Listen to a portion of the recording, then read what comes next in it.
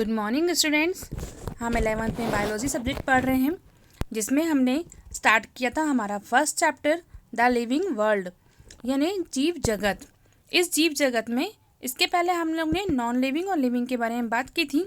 आज हमें उसकी आगे पढ़ाई करना है। तो इसके आगे हम देखते हैं काल प्रभावन के बारे में। काल प्रभावन यानी एजिंग। आप जानते हैं कि जब कोई भी जीव पैदा होता है वो वृद्धि करता है ना, ग्रोथ करता है, अपना विकास करता है, लेकिन वो कब तक करेगा? एक एज तक के। उस एज के बाद में क्या होने लग जाता है, उसकी जो कोशिकाएं होती है, उसकी जो कार्य क्षमता में कमी आने लगती है, जिसके कारण वो बुढ़ापे की ओर अग्रसर होने लगता है ना। तो इसी को कहते हैं हम काल प्रभावन।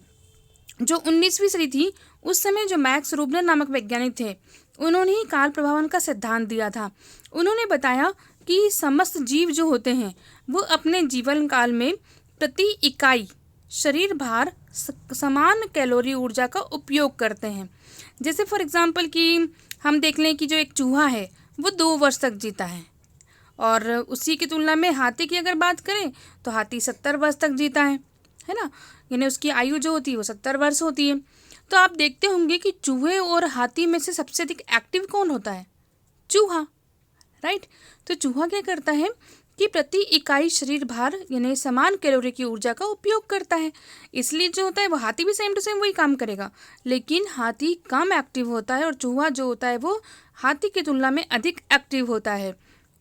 तो ये क्या कहलाया कि एक टाइम के पश्चात, एक समय के पश्चात जो जीव होंगे वो जीव समस्त अपनी कोशिकाओं की कार्य क्षमता में कमी आने देंगे, यानी कि अपने आप ही उनकी कार्य क्षमता में कमी आने लगती है। और जब कमी आएगी तो वो कहाँ जाएंगे? बुढ़ापे की ओर अग्रसर होंगे, और एक समय के पश्चात उनकी मृत्यु हो जाती है। यही कहलाता है काल प्रभावन या एजिंग। ये जो जिस विज्ञान की जिस भाषा में या जिस शाखा में इसका अध्ययन किया जाता है उसे कहते हैं जेरोंटोलॉजी। तो ये आप याद रखिएगा, ये काल प्रभावन के अध्ययन करने की शाखा को जेरोंटोलॉजी कहा जाता है। जैसे आप देख सकते हैं कि ये पिक्चर में आपको 4 चित्र दिए गए हैं, जिसमें जो पहला चित्र है वो वृद्धि कर रहा है, विकास कर रहा है। उसके बाद धीरे देखिए कि एक टाइम के बाद में उसकी जो विकास था वो बंद हो गया। अब कहाँ जा रहा है वो? बुढ़ापे की ओर। अब इसके लक्षण क्या होते हैं कि चेहरे पर झुर्रियाँ आ जाती हैं, जो स्वाद कलिकाएँ होती है जीभ में उसमें कमी आने लगती है, जो हड्डियाँ होती है वो कमज़ोर होने लगती हैं। यानी कुल मिला के क्या होगा, सारी जो सेंस ऑर्गन हैं वो सेंस ऑर्गन की कार्य क्षमता में कमी आने लगती है, और धीरे व्यक्ति जो होता है मृत्यु की ओर अग्रसर होता है। इसलिए कहा था कि जो पैदा होता है वो मरता भी है। ठीक है। इसके बाद हम देखते हैं डाइवर्सिटी इन लिविंग ऑर्गेनिज्म, यानी जैव विविधता। तो जैव विविधता क्या है कि हमारे जो पृथ्वी है, हमारा जो ब्रह्मांड है, उसमें 1.8 मिलियन जीव हैं, यानी जीव जंतु दोनों हैं, यानी पादप भी है इसमें। तो असंख्य जीव हैं, जैसे पादप, जंतु, विषाणु, जीवाणु, ये बहुत सारे हैं। हम लोग अपने घर के आसपास देख लें तो बहुत सारे असंख्य प्रकार के जीव जाति दिखाई जाती है, जो भिन्न भिन्न प्रकृति की होती है। उनका रंग, रूप, आकार भी भिन्न भिन्न होता है, यानी वो कहीं ना कहीं किसी न किसी रूप में एक दूसरे से भिन्न होते हैं। तो ये इनकी इतनी अधिक संख्या को ही विभिन्नता कहते हैं या विविधता कहते हैं। तो इसी को कहा जाता है जीवन की विविधता, यानी डाइवर्सिटी ऑफ लाइफ। तो इसी में जो वैज्ञानिक हैं उन्होंने फिर इसके लिए वर्गीकरण की आवश्यकता बताई कि वर्गीकरण जो होता है वह आवश्यक होता है। ये जैव विविधता इतनी अधिक है कि इसी को प्रतिवर्ष 22 मई को इसके लिए एक दिन निश्चित किया गया है। 22 मई को अंतर्राष्ट्रीय जैव विविधता दिवस मनाया जाता है, और इसी को विश्व जैव विविधता संरक्षण दिवस भी कहते हैं। आप याद रखिएगा कि इसका जो प्रारंभ था वो संयुक्त राष्ट्र संघ ने किया था 2019 में। ठीक है। इसके आगे हम पढ़ते हैं वर्गीकरण की आवश्यकता क्यों पड़ी। तो आप देखते हैं कि जो जीव जंतु है जब असंख्य है, जिसको हम काउंट भी नहीं कर सकते, इतनी अधिक संख्या है, इतनी अधिक विभिन्नताएं हैं, तो उनकी समानता असमानता के आधार पर जो है उनको अलग अलग समुदायों में रखा गया, जिसे क्या कहते हैं अपन? वर्गीकरण।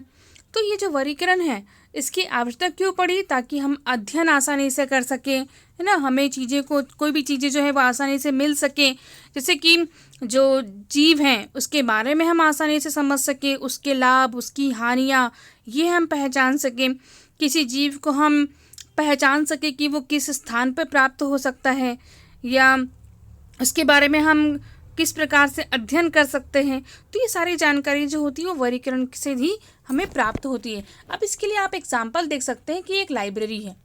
लाइब्रेरी में यदि आपको कोई बुक चाहिए तो आप इजीली जाएंगे, इशू करवा लेंगे अपने नाम पर बुक, और जो लाइब्रेरियन होता है वो भी इजीली बुक आपको दे देता है। सोचिए यदि लाइब्रेरी में बुक जो है वो अस्त व्यस्त हो, मिक्स हो, तो क्या आप इतनी आसानी से ले पाएंगे? नहीं ले पाएंगे ना। क्यों? क्योंकि भाई अस्त व्यस्त है तो लाइब्रेरियन को भी उस बुक को ढूंढने में तकलीफ होगी। अब जो लाइब्रेरियन होते हैं वो क्या करते हैं, एक कॉलम वाइज जो है वो बुक को जमाते हैं ताकि वो इजीली आपको बुक प्रोवाइड करते हैं। तो इसलिए क्या है, वर्गीकरण आवश्यक होता है। इसके आगे हम पढ़ते हैं सिस्टमेटिक्स एंड टैक्सोनॉमी, यानी वर्गीकरण विज्ञान और व्यवस्था।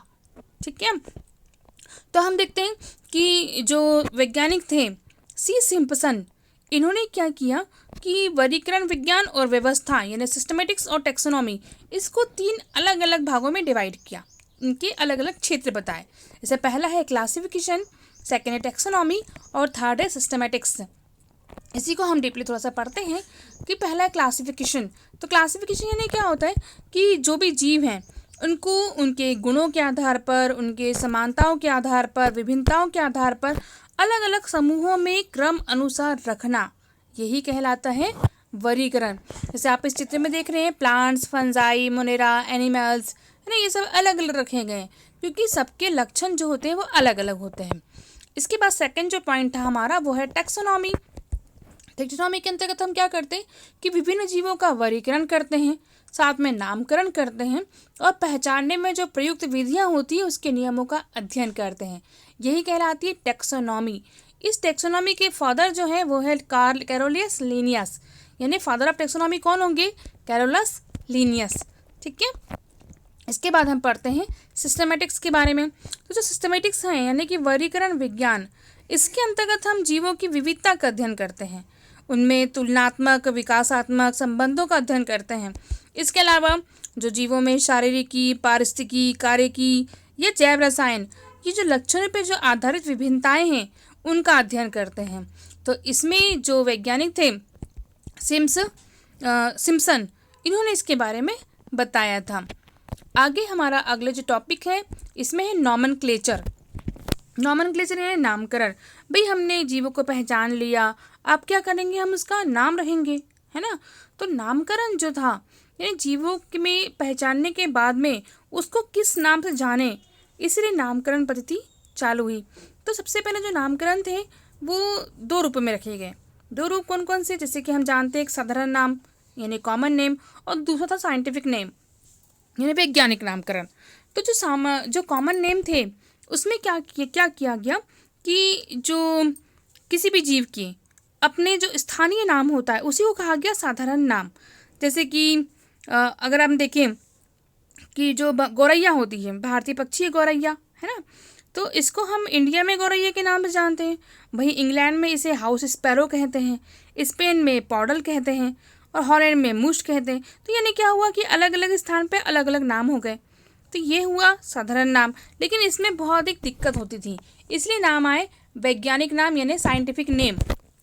वैज्ञानिक नाम यानी विश्व में आप कहीं भी चले जाइए, किसी भी स्थान पे चले जाइए, वे नाम स्वीकार्य होते थे। इस नाम को कहा था वैज्ञानिक नाम। वैज्ञानिक नाम जो होते हैं वो 3 रूपों में रखे गए, यानी 3 पद्धति उसकी प्रचलित थी। बहुपद नामकरण पद्धति, द्विपद नामकरण पद्धति और त्रिपद नामकरण पद्धति। इसमें हम सबसे पहले देख लेते हैं बहुपद नामकरण पद्धति। तो बहुपद नामकरण पद्धति में क्या होता था कि जो वैज्ञानिक थे इन्होंने किसी भी जीव का जो नाम रखा गया वो कई सारे पद में रखे गए, इसलिए इसको कहा गया बहुपद नामकरण पद्धति। जैसे कि एक घास होती है कैरियोफिलम, ये कैरियोफिलम जो है ये नॉर्मली चट्टान पे पाई जाती है, इसका जो नाम रखा गया वो रखा गया कैरियोफिलम सेक्सटिलिस फोलिस ग्रेमिनियस अम्बलेटिस कोरिम्बस। अब सोचिए कितना लंबा नाम हो गया, हुआ ना। तो ये नाम बहुत लंबा हो गया, इसमें भी मीनिंग अलग अलग थी। जैसे कैरियोफिलम का नाम का अर्थ क्या हुआ? चट्टानों पे उगने वाले। जिसकी पत्तियां घास जैसी थी। पुष्प कैसा था? समसिक था, है ना। तो लेकिन फिर भी क्या हुआ, इतने नाम, लंबे नाम को याद रखना कठिन था, तो इसलिए ये पद्धति जो है वो फेल कर दी गई। ये पद्धति ज़्यादा प्रचलित नहीं हुई। इसके बाद सेकेंड पद्धति आई द्विपद नामकरण पद्धति, जिसके जनक जो है वो कैरोलस लिनियस है। लेकिन वास्तव में जो द्विपद पद्धति था, इसको दिया था सर्वप्रथम गेस्पार्ड बाहिन ने अपनी बुक पाइनेक्स में। लेकिन जो कैरोलस लिनियस थे, इन्होंने इसको लोकप्रिय बनाया। इसलिए इसके जनक भी जो हैं, द्विपद नामकरण पद्धति के जनक भी जो हैं, वो कैरोलस लिनियस को ही माना जाता है। इन्होंने बताया कि किसी भी जीव का नाम 2 पद में लिखा जाएगा, यानी 2 शब्द में लिखा जाएगा। जो पहला शब्द होगा वो उसका जीनस होगा, यानी वंश, और दूसरा शब्द जो होता है वो उसकी जाति होती है, यानी स्पीसीज। ठीक, आगे हम देख लेते हैं त्रिपद नामकरण पद्धति। कुछ जीव ऐसे होते हैं जिनके नामकरण में 3 पद रखे गए, यानी 3 शब्द का उल्लेख किया गया। जैसे कि गुलहड़ का पुष्प, आप देख रहे हैं गुलहड़ का पुष्प है, इसका नाम, वैज्ञानिक नाम होता है हिबिस्कस रोजा साइनेंसिस, है ना। तो ये जो हिबिस्कस हुआ वो क्या हुआ, उसका वंश, रोजा जाति, और साइनेंसिस जो है वो उसकी उपजाति या प्रजाति को दर्शाती है। तो कई जो पुष्प होते हैं, कई जीव जो होते हैं जिनमें जाति के बाद भी उपजाति का उल्लेख किया जाता है, तो उनमें 3 शब्द में या 3 पद में नाम रखे जाते हैं, तो वो कहलाती है त्रिपद नामकरण पद्धति। इसके बाद में आता है, जो कि हम लोग नामकरण पढ़ रहे हैं और अंतर्राष्ट्रीय नामकरण पढ़ रहे हैं, यानी कि वैज्ञानिक नाम। तो इसके लिए एक नियम बने, वो नियम बने अंतर्राष्ट्रीय नियम। तो इसके लिए संहिता बनी गई, यानी एक अलग अलग कमेटी का निर्माण हुआ गया।